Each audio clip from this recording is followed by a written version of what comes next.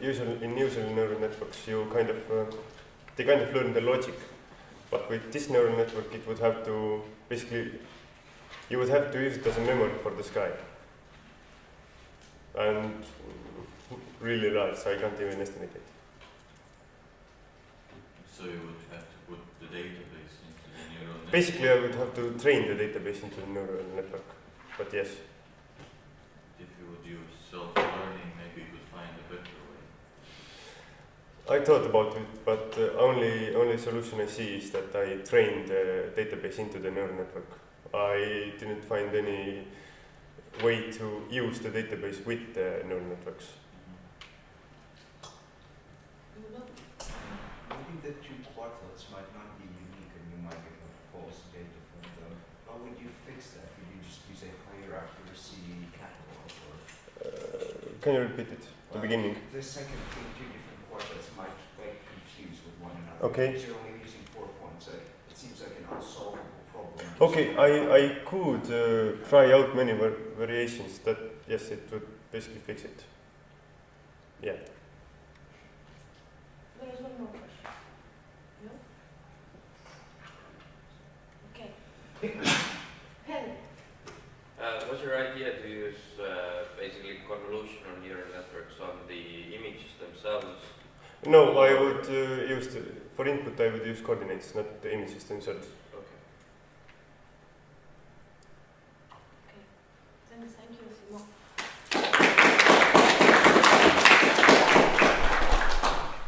So the next one is Christian Tonismai with presentation SpaceTEM Summer.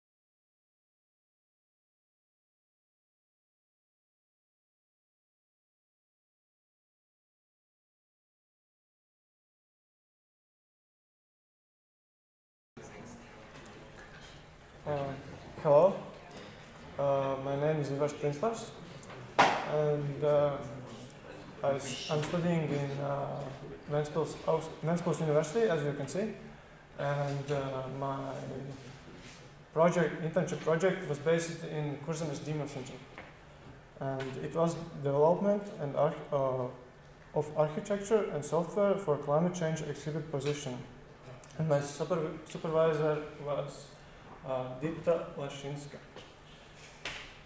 So, about the Science and Technology Museum Kurzemes Demo Center. It's a place where young and old people can come and learn new things about the world of technology.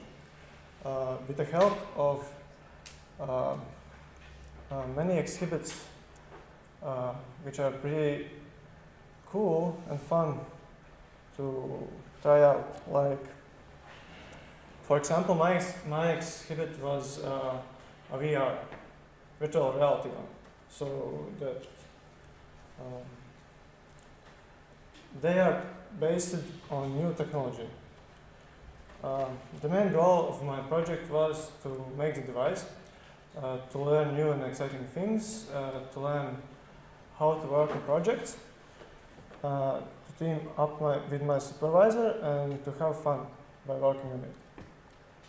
So, this is the exhibit. It actually looks like this, like a static camera, only it doesn't rotate 360 degrees, it only rotates 180. And on the leg of the device is a lifting motor that lifts up the device 1 meter up and 1 meter down. So, and the place where the people come is there, where you can see that the VR headset. You come up there and put your head there. And basically, you know how it works, but it's like that.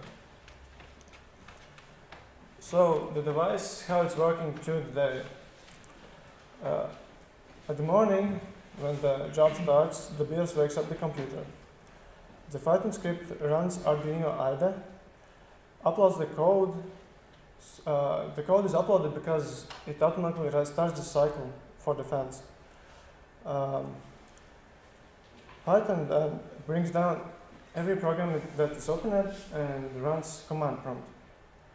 The computer then, through command, connects to the phone and runs the program that runs the virtual reality program. Then it runs the main commands, that is restarting the phone, again, running the program, and opening the directory for the videos. Then the command prompt is ready to receive the commands from the button, that is the main input from the user.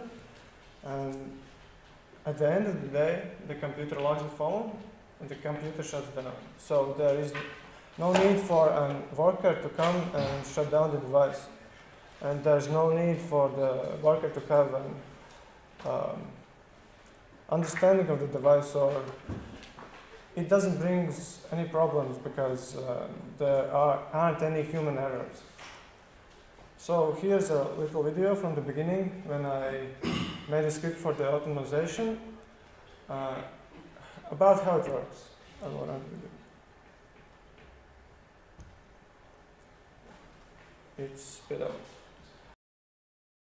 to the phone and it unlocks it. In the bottom right corner you can see the phone unlocking. So how the user interface works. The user presses the button, the board registers a press of the button and prints out the serial.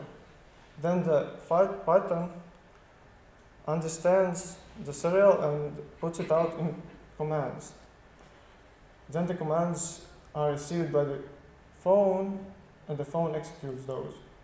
It's like on the device, for switching videos, there's only one button. So the main button is for switching videos. That's it. So here is everything that is inside the device. So for the computer, we use it Intel NUC. For the phone, we use it Samsung Galaxy S6. Of course, for the main board, we use it Arduino Uno. We have headsets. For the position tracking, we use it potentiometer. And for the fans, we use it six bigger and one smaller but high power fan. And of course, for the control of the fan intensity, we use it MOSFETs and USB cable and 2 power bricks, of course, for the electricity. This is how everything looked inside. I didn't have a lot of space to work in, but because of the Intel NUC, I could put in a whole computer in it. And on the right, it's hard to see, but there are 7 fans, and you kind of can see how they are put out through the device. So here's a diagram how everything is connected. It's kind of messy, but if you look closer, you can see that the only thing that is connected to analog in is potentiometer, and everything else is connected to pins through MOSFETs. And those are actually DC motors, but in the program that I used for representing it didn't have fans, so those are dummies for the fans. So here's explaining how I use the potentiometer values and which values I used for the code. The values in the red was actually used, and the values in the green was actually programmed in code because people sometimes were pretty harsh for the device. Actually, the device starts at point 0 and 180, but if the user did a strong push, they could break the device over the 0 point, and that would bring errors in the code. So in the code, I placed the potentiometer so it wouldn't never be on the 0 point, and it never would be on the 180 point. So here's diagram explaining how the analog write works outputting voltage. The highs are electricity being outputted, and the lows are when the electricity is off. And when you do that really fast, you can get a difference in voltages. So when you want it to be lower, you just do it in a different pattern, and when you want to do it higher, you just increase the pattern. So something about under the SDK, there's a software development kit. That's the main program I use it to control the phone from the computer. It's very simple actually. You write commands just like in command prompt, and it does everything in the phone, actually everything, in key presses and touches on the screen. So it was easy for me to fully control the device from the computer with commands. So here's a bit of my code. This is for the fans. For the videos themselves, I used the switch case. And for the fan intensity, I used only pretty simple ifs. The code by itself is pretty simple, but say it's well thought through because everything is changeable because the exhibit is in the museum, and sometimes the videos might change, and if the worker has to do it, everything is laid out pretty simple. Here's the code for the potentiometer. Here is the delay was made for my application special because we tested out pretty much a lot of them because the delay is for the how responsive the device will be, and I guess for the values it's pretty responsive. And the map function is it remaps one range to another. So I use it for this application a lot smaller range than the potentiometer gave out. So the code for the button.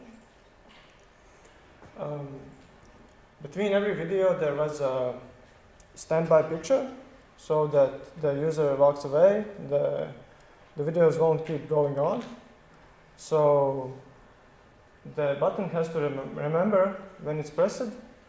So if the device is on the picture, it presses only one, next. And if the device is on the video, it presses 2 times next. And those are the codes that I get the values from when the button is pressed and when the video is over. And there you can see how the serials are printed out according to that data. Conclusion, the project was a complete success in my thoughts. And the exhibit can be seen in Science and Technology Museum Curzon Demo Center from Monday till Sunday from 9 a.m. till 6 p.m. For me, it was a really great experience. It was really fun. The project was really interesting for me, and I actually learned a lot. And I have to thanks for this really great opportunity. And of course, I have to thanks to my supervisor Dita. And I think everything worked out good so far.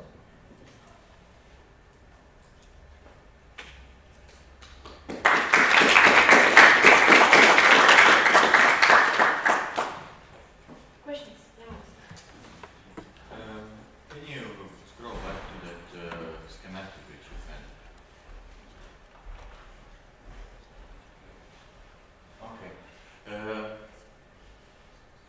The potentiometer was used as a reference to understand the angle, basically. Understand the angle for fans only, not for the glass. Then my question is, what would you do if over time the potentiometer would wear out? So the sliding contact would start to lose its connection, so basically then things might go haywire. So what would be your solution to this problem? Of course, the device is tested every morning. There's a worker who walks through every one of them, and I think for this company, the fastest way to fix that was to change the potentiometer, and I think that would be the solution, the fast one, of course. But because of that, in this company there isn't a programmer always on the place, so that would be the solution for this application. So would it be done in a day or a week or? I think it will be done in a day because everything is connected to pins. And how accessible is every electronics? You can see that you can put a hand in every place. The potentiometer is under the fence actually, so it's pretty accessible. Because we had a lot of problems with connections, and if it wasn't like that we couldn't fix them. Thank you. Other questions? No. Then thank you very much.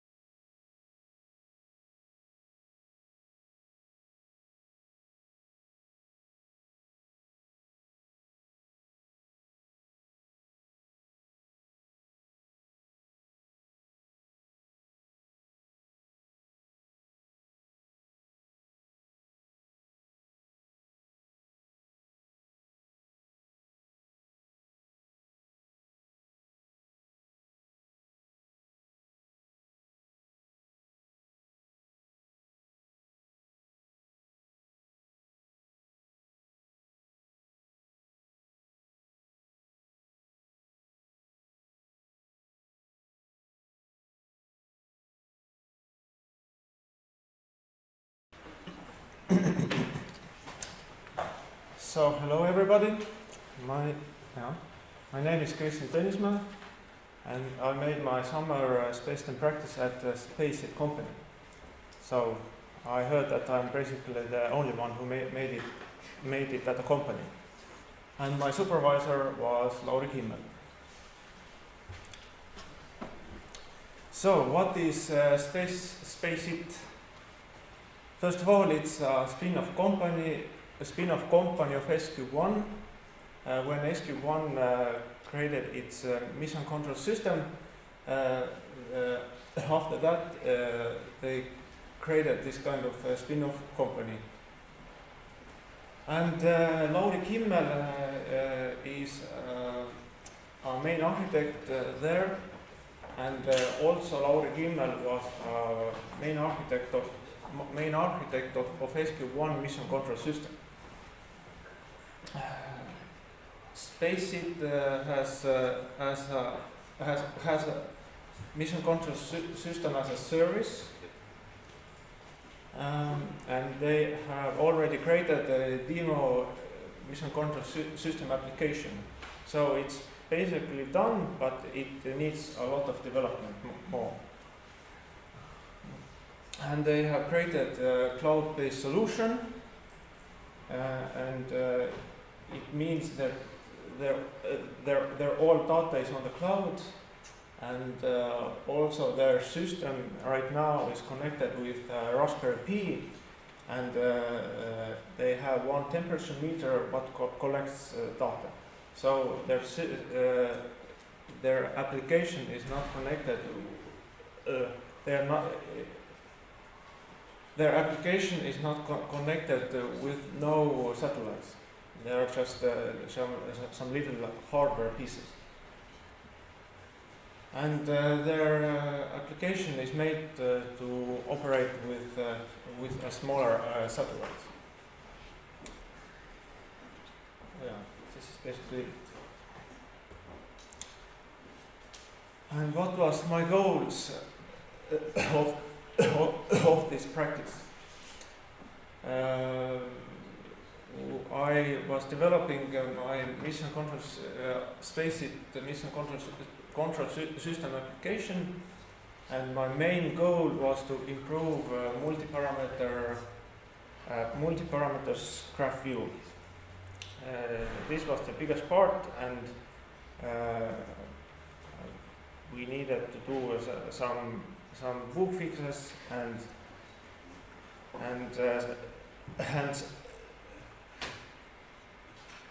some extra developments.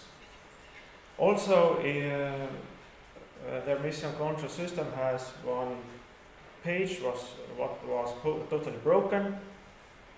It was telemetry stores page, and we fixed it, and it needed only one line of code. And also they had also this application had one big CSS file, and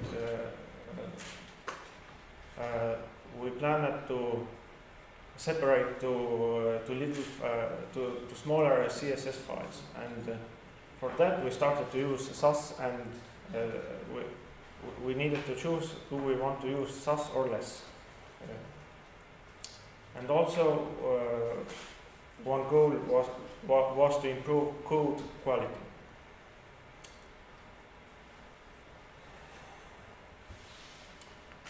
And during my practice, I used some newer web technologies. First was Vue.js, and this is one JavaScript framework for building UI on the web, and it's basically JavaScript, and all the development was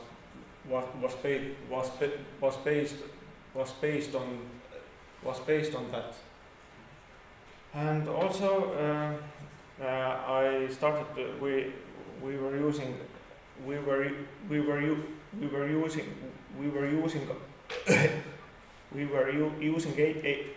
we were using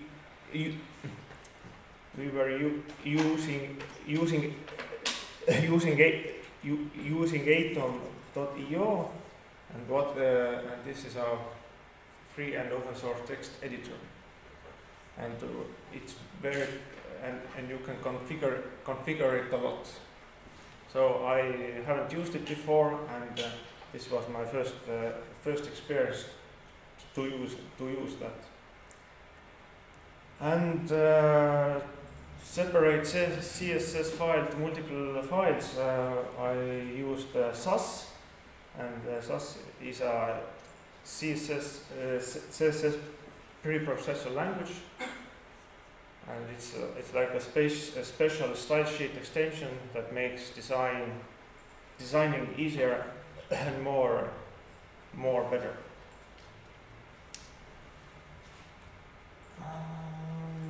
And the experience what I got during my practice, I got a lot of hands-on with Git version control system. We used it a lot, made many branches,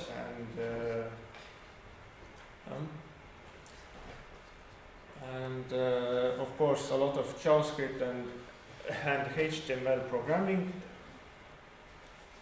Also a lot of hands-on with new technologies, and for this project supervision was only through Skype. And this was my first experience to do it like this, because I was at Tallinn and my supervisor was at Tartu, and we decided to do it like that. Yes, of course, I could come to Tartu sometimes, but I was thinking that this is not so important, and I can say it was very good to work this way, because I had a lot of freedom where I can be and where I can do this Skype conversation, and my supervisor had also a lot of freedom where he can do it. And one more good thing was that I can share my screen to my supervisor, and also supervisor can use his computer, and so I can use my computer, supervisor can use his computer, and if we want to do both some research, then we can do it quicker. So I think the supervision through Skype was pretty good. And I would like to show a little demo about this application what I made. So this is the main page of SpaceTEM mission control system. And one page what I fixed was this stores view, and this is working. Before that was totally blind, and there was nothing to see. And the main page what we developed was this one. Before the development, here was only one line of parameters, but now you can add more line of parameters, and in total you can add them of a file. We also connected graphs colors here, but you can't change them because colors are not changeable right now. So you can add these lines, and you can delete, and you can also delete them. And here you can wait. I want to change this view. This one. I need to add this one. Sorry.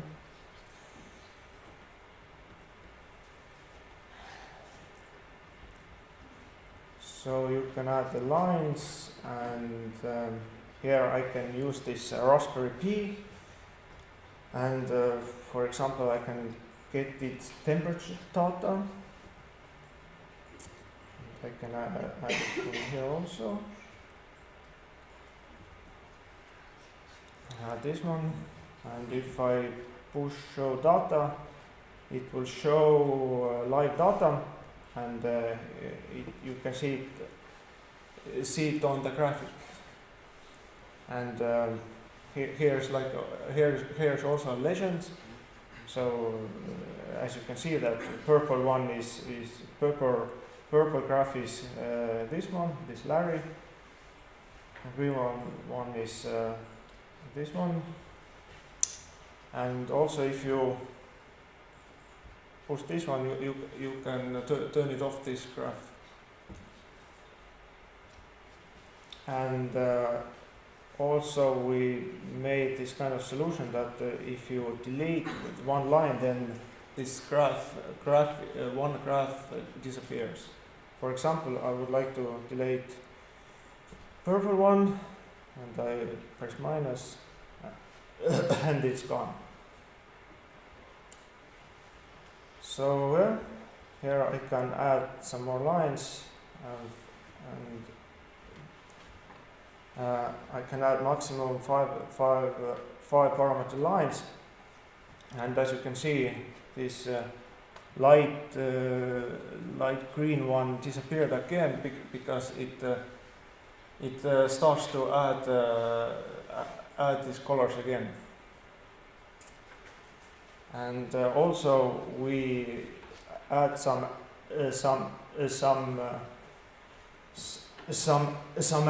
aggregation functions, and you can use them only when you use history data.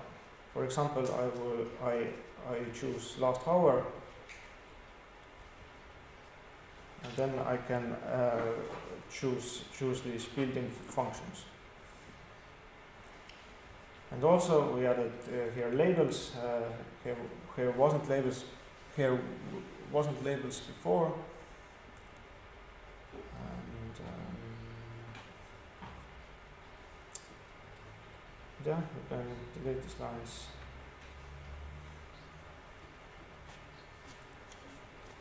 And that was basically it. To be honest, this solution took some time because during the development, a lot of bugs came up, and I needed to start to fix them. So I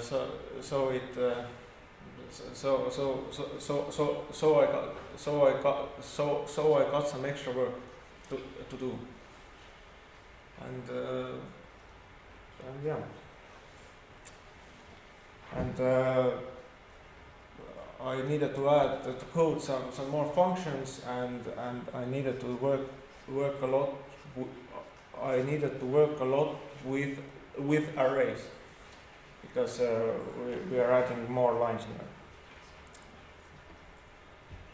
Yeah, but for now, this is it for me, and thank you for listening. And if you have any questions, you can ask.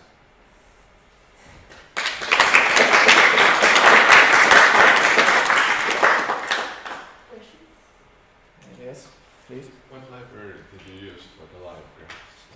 Huh? What library did you use for the live graphs? I know this is totally separate library.